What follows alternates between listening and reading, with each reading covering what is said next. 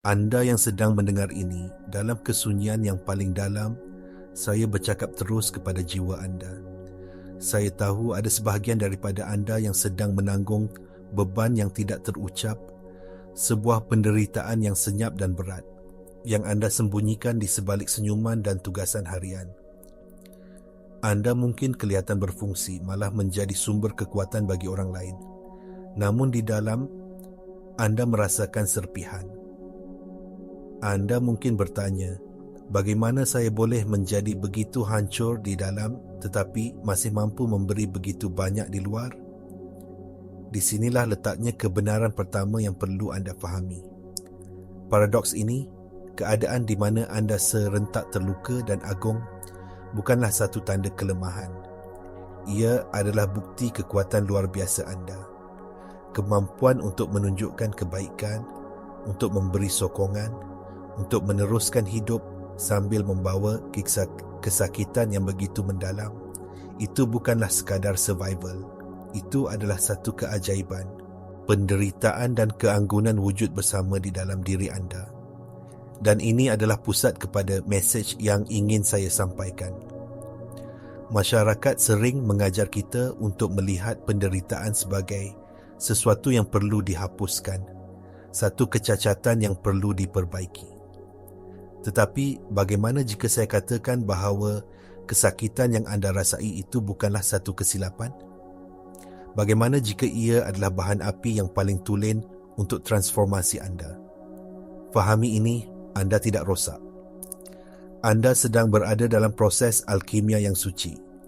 Mari kita ubah cara anda melihat penderitaan anda. Anggaplah ia bukan sebagai beban yang tidak bermakna, tetapi sebagai pemangkin yang tepat, direka khusus untuk evolusi peribadi anda. Dalam seni Jepun kuno yang dipanggil kintsugi, tembikar yang pecah tidak dibuang. Sebaliknya, serpihan itu dicantum semula dengan lakuer yang dicampur dengan serbuk emas. Garisan emas itu bukan sahaja tidak menyembunyikan retakan, malah menyelahkannya, menjadikan tembikar itu lebih indah, lebih kuat dan lebih berharga daripada sebelumnya. Retakan itu menjadi sebahagian daripada sejarahnya yang dihargai. Anda adalah kintsugi. Setiap kepatahan hati, setiap kekecewaan, setiap luka yang anda alami adalah retakan yang, apabila diisi dengan kesedaran dan penerimaan, akan menjadi urat-urat emas kebijaksanaan, belas kasihan dan ketahanan dalam diri anda. Proses ini serupa dengan alkimia kuno, di mana ahli alkimia berusaha untuk menukar plumbum biasa menjadi emas murni. Penderitaan anda adalah plumbum. Ia berat, ia gelap, ia kelihatan tidak bernilai. Tetapi melalui proses dalaman yang didorong oleh kesedaran anda, plumbum ini boleh dan akan ditukar menjadi emas. Kesakitan anda bukanlah penamat cerita anda. Ia adalah bahan mentah yang diperlukan untuk mencipta karya agung anda. Anda sedang dalam proses transmutasi. Ini bukan sekadar falsafah yang indah. Ia berakar umbi dalam cara realiti itu sendiri berfungsi, seperti yang diterangkan oleh fizik kuantum. Salah satu penemuan paling membingungkan dalam sains kuantum ialah kesan pemerhati. Eksperimen seperti eksperimen Dewey celah menunjukkan bahawa pada tahap subatomik, zarah seperti elektron wujud dalam keadaan kebarangkalian sebagai gelombang kemungkinan yang tidak terhingga, sehinggalah ia diperhatikan. Apabila kesedaran seorang pemerhati difokuskan padanya, gelombang kemungkinan itu runtuh menjadi satu realiti tunggal dan nyata. Fikirkan tentang implikasinya terhadap hidup anda. Realiti anda pada tahap yang paling asas adalah sebuah medan potensi yang tidak terhingga. Versi diri anda yang hancur dan versi diri anda yang berdaya, tahan kedua-duanya wujud sebagai kemungkinan kuantum, yang mana satu akan menjadi realiti anda bergantung pada mana yang anda perhatikan. Di mana anda meletakkan fokus anda, di situlah tenaga anda mengalir. Dan di situlah realiti mengeras. Selama ini anda mungkin secara tidak sedar memerhatikan naratif saya hancur, saya mangsa, saya tidak cukup baik. Dengan berbuat demikian, anda secara aktif telah meruntuhkan gelombang kemungkinan itu menjadi realiti yang sepadan. Tindakan anda untuk terus bertahan, untuk bangun setiap pagi walaupun sakit, adalah satu tindakan pemerhatian yang berkuasa. Ia adalah satu pengisytiharan pada tahap kuantum. Anda sedang memerhatikan ketahanan anda untuk menjadi wujud. Tindakan memilih untuk melihat diri anda sebagai berdaya tahan dan bukannya rosak bukanlah sekadar latihan mental. Ia mencetuskan perubahan biologi yang nyata dan boleh diukur di dalam badan anda. Otak anda mempunyai keupayaan luar biasa yang dipanggil neuroplasticity, iaitu kebolehan untuk menyusun semula dirinya dengan membentuk sambungan saraf baru sepanjang hayat. Setiap kali anda dengan sengaja mengalihkan tumpuan anda daripada naratif kesakitan kepada naratif kekuatan, anda sedang membina dan mengukuhkan laluan saraf yang baru. Anda secara fizikal sedang mengubah suai otak anda untuk menyokong realiti baru anda. Pada mulanya, ia mungkin terasa sukar, seperti merintis jalan baru di dalam hutan tebal. Tetapi semakin kerap anda melalui jalan itu, ia menjadi semakin jelas dan mudah. Di luar otak, sains epigenetik menunjukkan bahawa persepsi dan persekitaran dalaman anda, termasuk emosi dan kepercayaan anda, boleh mengubah cara gen anda diekspreskan. Ini bermakna dengan memupuk keadaan dalaman yang berdaya tahan, anda boleh mempengaruhi biologi anda pada tahap genetik, mengaktifkan gen yang berkaitan dengan kesihatan dan kesejahteraan, dan menyenyapkan gen yang berkaitan dengan tekanan dan penyakit. Lebih-lebih lagi, jantung anda menjana medan elektromagnet yang paling kuat di dalam badan, beribu kali lebih kuat daripada otak.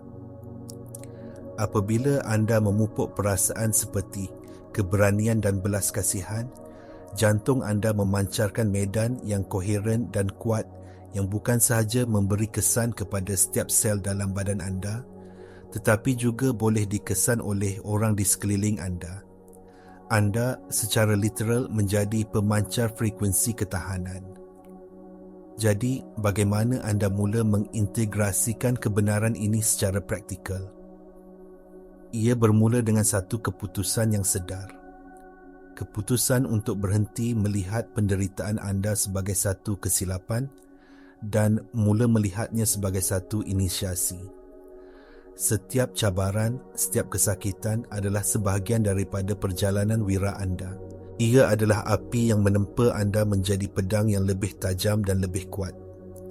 Langkah pertama adalah untuk mengiktiraf dan menghormati kesakitan anda. Jangan menafikannya atau menekannya. Rasai ia. Akui kehadirannya. Ucapkan terima kasih kepadanya kerana telah membawa anda sejauh ini dan mengajar anda pelajaran yang tidak ternilai. Kemudian, dengan niat yang jelas, alihkan fokus anda. Alihkan perhatian anda kepada hakikat yang tidak dapat dinafikan. Anda masih di sini. Walaupun segala-galanya, anda masih bernafas. Anda masih bertahan. Ketahanan ini bukanlah sesuatu yang kecil. Ia adalah satu tindakan penciptaan yang suci. Setiap nafas yang anda ambil dalam menghadapi kesukaran adalah satu undi untuk versi diri anda yang lebih kuat. Amalkan ini sebagai meditasi harian. Duduk diam, rasakan kesakitan itu, dan kemudian rasakan kekuatan yang wujud bersamanya. Rasakan paradoks itu.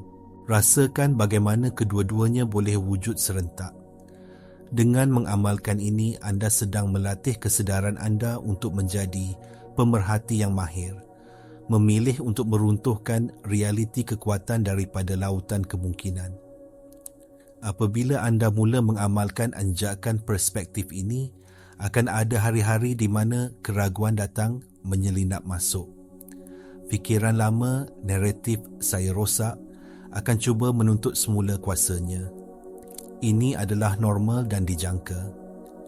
Anda sedang berhadapan dengan pengaturcaraan bawah sedar yang telah bertapak selama bertahun-tahun, yang mengawal 95% tingkah laku harian anda. Laluan saraf lama di otak anda adalah seperti lebuh raya, manakala yang baru masih lagi jalan kampung. Jangan berputus asa. Fahami bahawa setiap kali anda memilih untuk kembali kepada perspektif baru, anda sedang mengukuhkan jalan kampung itu, menjadikannya lebih lebar, lebih licin. Kuncinya ialah kegigihan. Kegigihan bukan tentang melawan kegelapan. Ia tentang secara konsisten memilih untuk menyalakan cahaya anda. Tidak kira betapa malapnya ia kelihatan pada mulanya. Setiap pilihan sedar adalah satu tindakan yang membina momentum. Tenaga mengikut perhatian. Apabila anda terus-menerus meletakkan perhatian anda pada ketahanan, belas kasihan dan kebijaksanaan yang lahir dari kesakitan anda, tenaga anda akan mula bergetar pada frekuensi yang berbeza. Dan menurut prinsip resonans, apabila getaran anda berubah, anda secara semula jadi akan menarik pengalaman, orang dan keadaan yang sepadan dengan frekuensi baru anda. Realiti luaran anda mesti dan akan mula mencerminkan anjakan dalaman anda. Mesej teras yang saya ingin anda bawa pulang hari ini adalah ini. Penderitaan anda bukanlah satu kecacatan yang perlu dihapuskan, tetapi bahagian yang bermakna dan perlu dalam proses transformasi anda. Anda bukan mangsa yang pasif kepada keadaan. Anda adalah peserta aktif dalam penciptaan realiti anda melalui pilihan sedar anda untuk terus bertahan. Nilai yang sebenar bukanlah untuk menghapuskan semua cabaran, tetapi untuk melengkapkan diri anda dengan rangka kerja untuk memahami kesakitan anda sebagai sumber langsung kekuatan, belas kasihan dan pertumbuhan pribadi anda yang terhebat. Anda adalah bukti hidup bahawa hati manusia boleh hancur berkecai dan masih terus berdegup dengan cinta. Anda adalah bukti bahawa jiwa boleh dilukai dengan mendalam dan masih memancarkan cahaya. Jangan pandang rendah pada kekuatan yang diperlukan untuk hanya menjadi. Kehadiran anda yang berterusan walaupun dalam kesakitan adalah satu daya kreatif yang suci, satu tindakan yang secara senyap-senyap menyusun semula alam semesta pada tahap subatomik. Jadi, saya menyeru anda hari ini untuk memeluk paradoks pengalaman anda. Peluklah luka anda sebagai tanda kebijaksanaan dan peluklah kekuatan anda sebagai bukti semangat anda yang tidak dapat dipatahkan. Lihatlah perjuangan anda bukan sebagai satu hukuman, tetapi sebagai inisiasi suci anda.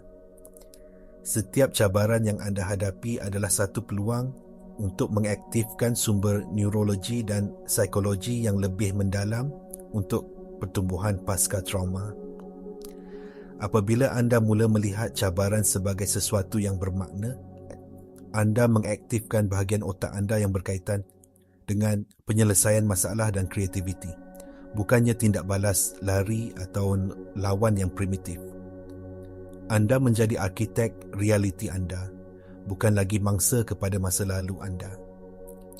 Mulai hari ini, buatlah komitmen untuk memerhatikan emas di dalam diri anda, bukan pelumbum. Perhatikan bagaimana anda membantu orang lain walaupun anda sendiri terluka.